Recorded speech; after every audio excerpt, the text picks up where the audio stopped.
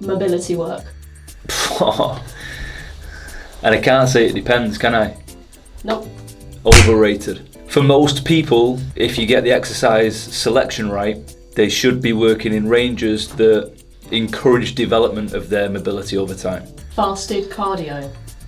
Overrated. Why? Doing less, but better. Underrated. Hugely. There's a big push, I guess, culture in the industry today to do more. And more equals more kudos, status, etc., etc. More is only useful if you can continue to recover from it. And for most people, that's just not the case. Wearable fitness tech. Overrated. Sorry, folks. I think it's useful to a degree. I think it has its place. I think it can take people who have no idea, no sense of what's going on in their body and give them some cues and some education around what things feel like. But beyond that, everybody should move towards intuition, towards a sense of feeling, to be in touch, create a connection between mind and body. Lifting straps. Underrated.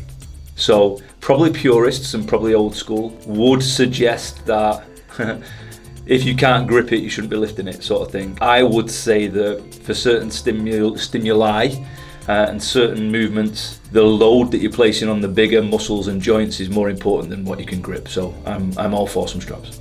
Using the RPE scale as a measure of difficulty. I'm going to say underrated. I think probably the majority of the industry would be more keen to hang on particular percentages, hang on particular weights for sessions, particular times, etc., rather than going by feel. So whilst RPE itself has its pros and cons, and there might be some better ways to explain that for different types of clients, the thought and principle behind it being more intuitive and more sensory, is probably underrated for me in the industry. Steady state cardio. Underrated. But steady state cardio is a good thing. The whole zone 2 movement is solid, but it's not the be all end all. And in fact, if you want to develop your aerobic capacity, we need to explore more aerobic intensities.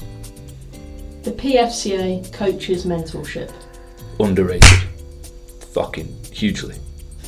In the world of mentorship, where that industry generally talks about cash money, about getting people rich quick, and forgetting about the craft of coach, we're delivering the opposite end of the continuum, where we're all about the craft. We're all about that journey towards mastery, which in itself is underrated. So I would suggest that the thoughts around our mentorship will probably be underrated with it.